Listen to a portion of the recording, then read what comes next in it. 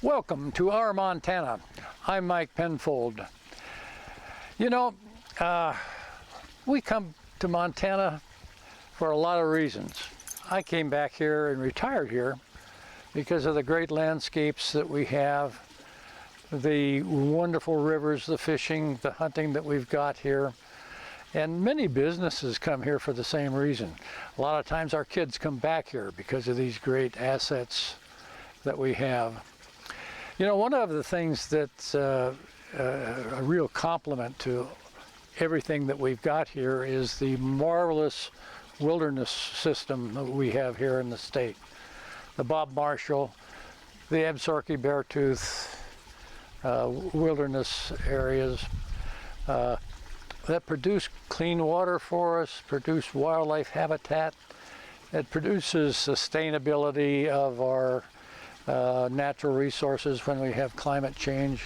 There's a resilience there that's appreciated.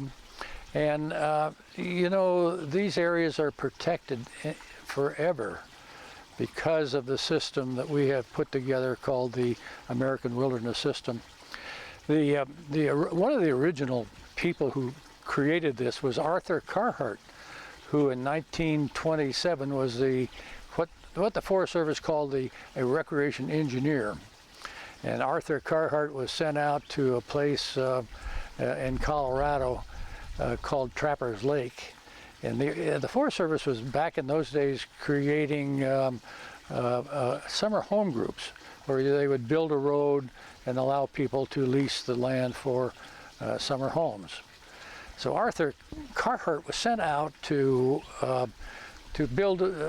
lay out one of these summer home groups at Trappers Lake. Well, my dad used to take us to Trappers Lake. It's the most marvelous, beautiful area that you can imagine. Well, Arthur was laying out the road there, but they were camping close to the lake, and there were some other campers there at that time. This is back in probably 1930, and they got talking around the campfire, and they concluded, you know, a place like Trappers Lake, this is a special area, should not have roads. It should be protected for a long time, forever maybe, so that it's kept in its pristine state. Arthur didn't forget about that conversation, and he went back to the Forest Service and he said to them, he said, I don't think we should be doing this. This is a very special area. We should designate this as something special. Well, that was kind of the concept of really protecting land. And Carhart and Aldo Leopold got together and started talking about the idea of creating a wilderness system. And they convinced the Forest Service to do just exactly that. The Forest Service did that and was quite a leader in creating a system in the United States that in 1964 was codified in the Congress to be the National Wilderness System. So this is a special thing that we've got now. I had recently we had a meeting with the Conservation Elders, which is a advocacy group for wilderness. It's made up of graybeards and people with gray hair. There are ladies there too. And so we had a presentation with George Wuerthner, who's been an advocate for wilderness for some time. George was discussing the Gallatin National Forest issue in the Gallatin National Forest about how to manage part of the area that's part of the greater Yellowstone ecosystem. And he presents his presentation, his ideas about this. And I'm going to show you the tape of that, and then we'll have some a little discussion. George is introduced by Bill Cunningham, who's also a great wilderness advocate. He's had much to do with preserving wildlands here in the state of Montana. So here's George and Bill Cunningham.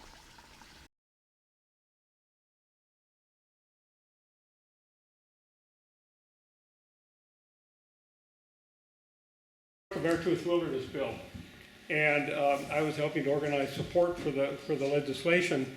And in comes this wild man literally walking out of the wilderness, and I was so impressed by this guy, obviously pretty young at the time, and he looked like he had just been hewn out of Montana granite, and just come out of the wilderness, just completely just as raw and wild as you can imagine.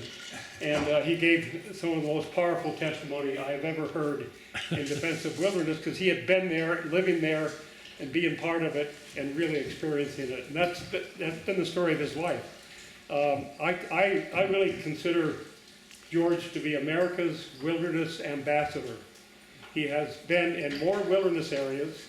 There's, I think, 806 in our National Wilderness Preservation System. He's probably been in over half of them, more than anyone I know of, and then some. He's written 38 books, many incredible titles on subjects ranging from energy to thrillcraft to wilderness to geographic books across the North American continent, from East Coast to West Coast, Alaska, you name it. It's just overpowering to even try to remember all the titles. He's the most prolific writer I know, cranking out column after column every day. And he's just a bundle of kinetic energy that I expect to explode at any minute. So if in the middle of the presentation George disintegrates, you'll understand why. Anyway, we are very, very fortunate to have this, my hero. Good Lord. Thank you. Okay, later on you might have time to come look at this stuff, but let's start with this thing. Let's see. So the Gallatin Range is part of the whole Greater Yellowstone ecosystem, but the northern part of the ecosystem, this is the largest chunk of land that's unprotected in that northern ecosystem. So there's the Sorka Beartooth Wilderness, Lee Metcalf Wilderness, and the green there. Most of you probably know this, but the Gallatin Range runs from Bozeman south into Yellowstone Park, and it continues down and through this part of the park here. Like Electric Peak by Gardner is the highest peak in the Gallatin Range, just under 11,000, just under 11,000 feet. And so it's a major contributor to wildlife, and I'll show you some of this in a minute. So what are the most important values on the Custer Gallatin National Forest? I would argue they're watershed, wildlife, and wildlands, not lumber, not mining, not recreation, any of those other things. This is what I feel like the Gallatin Forest should make as its primary emphasis of management. Because there's, when you compare it to any place else in the country, there's nothing that's better than here, So it's also one of the more spectacular areas in the National Forest. So this is from a peak in the Gallatin Range. You can see it's been heavily glaciated in the past. It's a weird mix of geology. There's a lot of the Absaroka volcanics that cover it, but also places where granite sticks out, too. So you get both kinds of rocks evident. And as I mentioned, it goes down to Electric Peak by Gardner, right there. And starts there at Highlight Reservoir, is part of the northern part.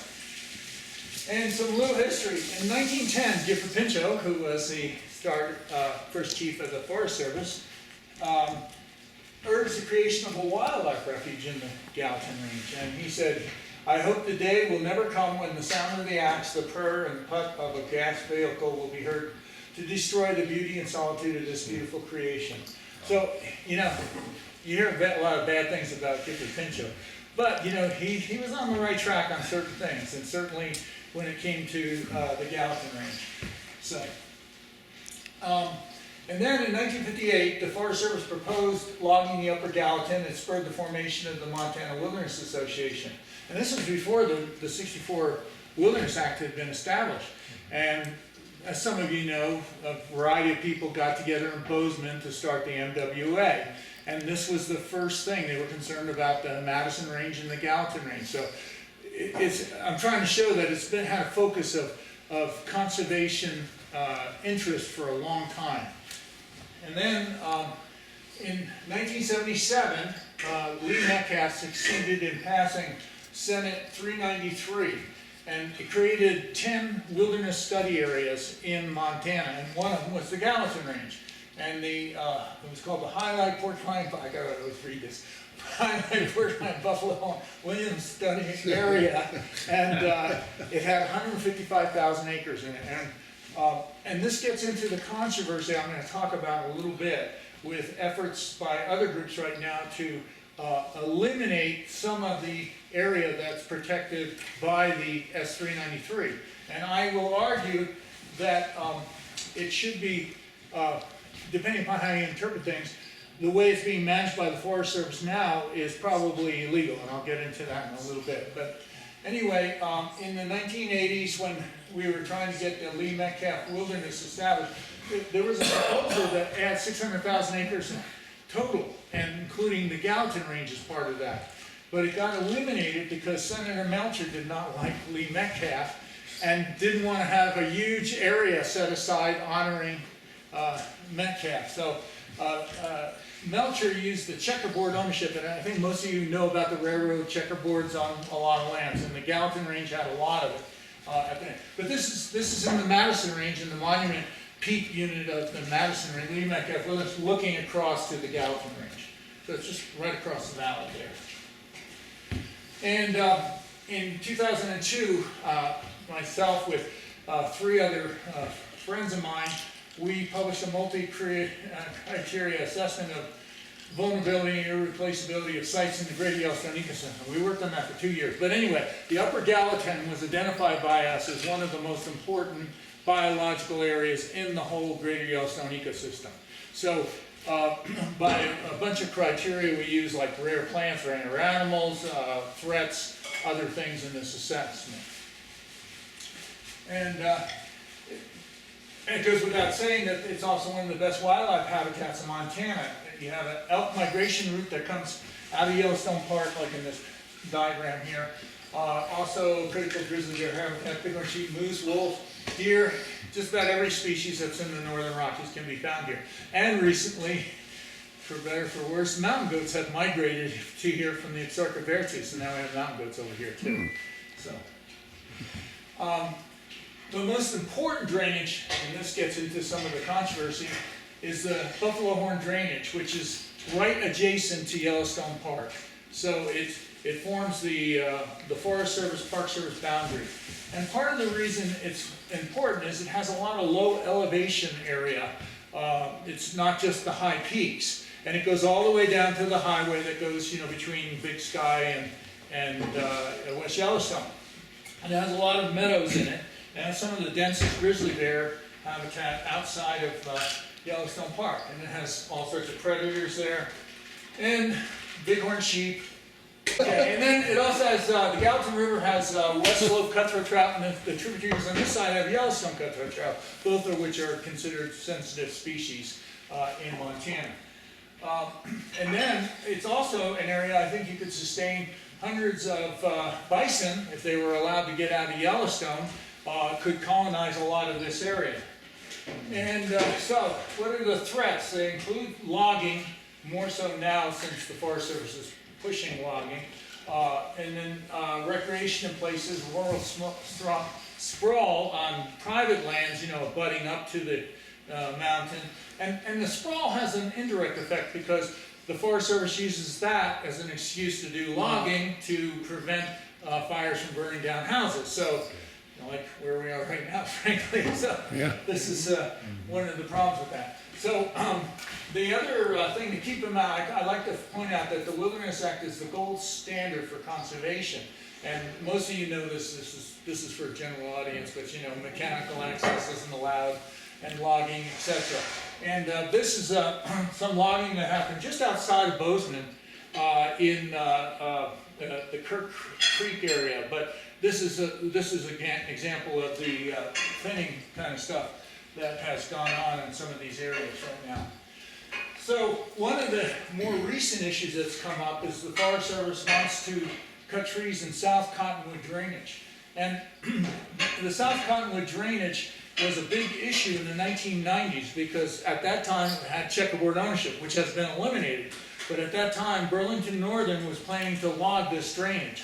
And because of public outcry and a whole lot of resistance from locals and national attention, Senator Baucus was able to arrange a trade to get rid of the Burlington Northern section with the idea that this would be designated wilderness at some point. And so this just shows you what the drainage looks like. And I'll get into that more.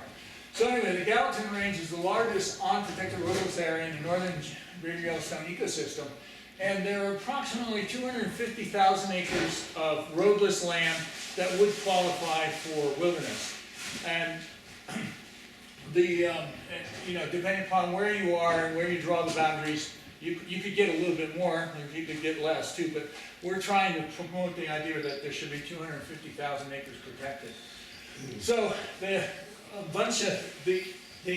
opposite of that is what's called the Greater Yellowstone Conservation and Recreation Act, and supported by GY's Greater Yellowstone Coalition, the Wilderness Society, Wild Montana, Southwest Mountain Bike Association, and other groups. And this is a result of what they call the Gallatin Forest Partnership. And it would designate 102,000 acres in the Gallatin Range. Remember, the S393 area is 155,000 acres. Our proposal is 250,000 acres. So, a substantial reduction. And I'll explain why this is a reduction in protection in a bit. But it also would create in the Buffalo Horn Porcupine area, this area right here, here's Big Sky, right across from Big Sky, what they call wildlife conservation areas. And one of the problems with that is it's a totally new designation. So we don't know how good it would stand up to any kind of, lawsuits or any other things that go on. In theory, they say that it would require the Forest Service to monitor use to make sure that wildlife is not disproportionately hurt or whatever. But it would allow mountain biking, motorbike, snow machines, dirt bikes in there, as well as logging under emergency situations like that. Yeah. So anyway, and then they have also a West Pine recreation area, and then the Highlight Canyon area would become a recreation area. So that's what the legislation would do. And so how would that affect things? Well, the pink in here, as in this chart, are areas that currently are in the Senate 393 legislation, the Montana Wilderness Study Act. And so the northern half and the southern half primarily, you see, and this is Buffalo Horn, Porcupine there, that's the Highlight Canyon and West Pine, would be eliminated by these other designations. And in particular, that would affect things like the migration through the Buffalo Horn, Porcupine area. George, I have to interrupt you, please. Yeah. I don't understand something. Yeah. You said pink. You said pink area with Red. Oh, you mean red. Red. Okay, yeah, sorry. Okay, so Yeah. would you explain that again, please? Okay, yeah, these would, if this legislation is passed, that they're being pushed, we would eliminate, the 393 area is this black line that I have on there. Right. Okay, so that's 155,000 acres. The red would eliminate from that 155,000 acres and only have 102,000 acres left as wilderness. And the other stuff would be what's left. What would be, the red stuff, it would be designated these, wildlife conservation areas, recreation areas, and so forth. So, and to show the emphasis, I just got this off of the Gallatin Forest Partnership. I mean, what's the thing that they emphasize? This is the best wildlife habitat in the country. This is some of the wildest landscape in the country. And what they put in is their premier picture to emphasize what's valuable about this thing. It's mountain biking. And, it just behooves me that this is the way the emphasis has gone. And so, anyway, I gotta tell you, it took an It's hour. time money talks. Yeah, this took me an hour to figure out how to copy this. I'm so bad. But I got it, so I copied it. All right, so I mentioned it would just eliminate WSA status from the South Cottonwood ranges. South Cottonwood, this is the Porcupine Buffalo Horn area. And I'm gonna get to it in here, but I'll just get to it right now. Senate 393, the Wilderness Study Act, says that until Congress decides otherwise, this is supposed to be managed for its wilderness characteristics, okay? So if this legislation passes, then that's why we're concerned. You lose the protection, which is not being enforced, which I'll get to in a moment, but nevertheless, there's a possibility for suing the Forest Service for how it's managing these areas, because they're failing to protect it right now, okay? But that's what the language says. So this is the 393, this is the legislative boundary. There's my son when he was 2 years old, hiking up in the Gallatin Range. So, this is what it says. It says the wilderness study areas designated by this act shall, and shall is a very important thing if you follow Congress, because it means you don't have discretion. See, if they say, best, or other qualifying words that aren't shall. Shall means a lot. And it says, so Secretary of Agriculture to maintain the presently existing wilderness character and potential inclusion in national wilderness preservation system. So this is 1977, and this is when I was hiking here, sheep hunting, and all this other stuff. There were no mountain bikes. There was no dirt bikes that could get up there at that time. The technology has changed a lot. But in other words, even if you said, oh, we're going to allow those things because there was a few of them around, it still wasn't many, and it's changed entirely since then. And so the Forest Service in its own forest plan identified 251,000 acres of roadless in the wilderness inventory in this area. So we're not far off with our proposal for 250,000 acres. It's just basically saying what the Forest Service says, that this area could qualify. And so the other thing that's problematic is, as I said, these are next to Yellowstone, but Big Sky is right across the street, so to speak, from these areas. And things are growing like crazy in Big Sky. More and more people there, more and more recreation. So this place is vulnerable to being totally overrun in the future if it doesn't stay as wilderness. So back in 2019, I was able to get all these people to sign a letter saying that supported wilderness in the Gallatin Range. We published it in the Bozeman Chronicle as an ad, and including I got Secretary of Interior Bruce Babbitt to sign on to it, a bunch of other luminaries. And so anyway, that was a significant step. It didn't change the thing as far as the other groups are concerned.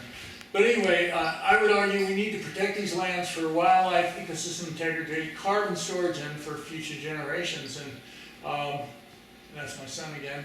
And West Pine drainage in the Gallatin Range. And I think that's one more here.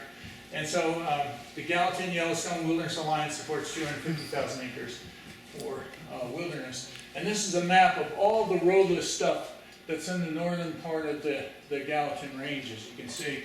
Quite a bit up this in the northern part of the AB Wilderness, but over by Red Lodge. This is the Pryor Mountains out here. So a lot of work to still be done with the Custer Gallatin National Forest as far as I'm concerned. So, Couple of things. I'm wondering about enforcement of S393. Let me get, that's a good question. So, as background, the Bitterroot National Forest had two wilderness study areas from 393, Blue Joint and Sapphire. And they were both getting mountain bikes and dirt bikes and snowmobiles in the boundaries of the S393 area. And the Forest Service, I'm not sure whether the Forest Service was sued by the Friends of the Bitterroot or just eventually got on the right track. But in any event, they decided that that language that I had about shall protect the wilderness qualities meant that they couldn't allow these things anymore. And the mountain bikers and others took the Bitterroot National Forest to court.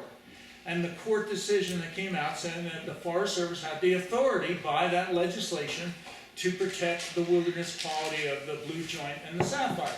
Now, I'm not an expert on legal stuff, but it always seems to me if it's good enough for the Bitterroot National Park, it should be good enough for the Gallatin National Forest too.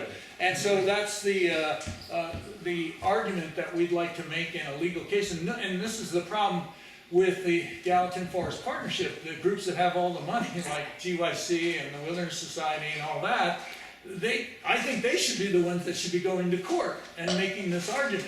And they have no interest in doing that.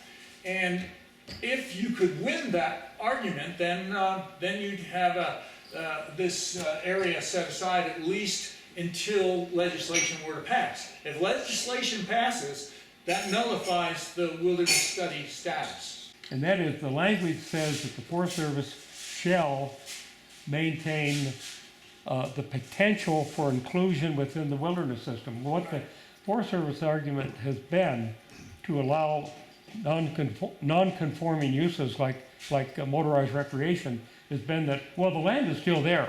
We're not building roads. We're not cutting trees down. The land is still there. We're not reducing the potential. And of course, the counter argument is that by allowing uses that would otherwise be prohibited within wilderness, they are in fact reducing the potential for inclusion. Right. Because the inclusion within the wilderness system is entirely a political process.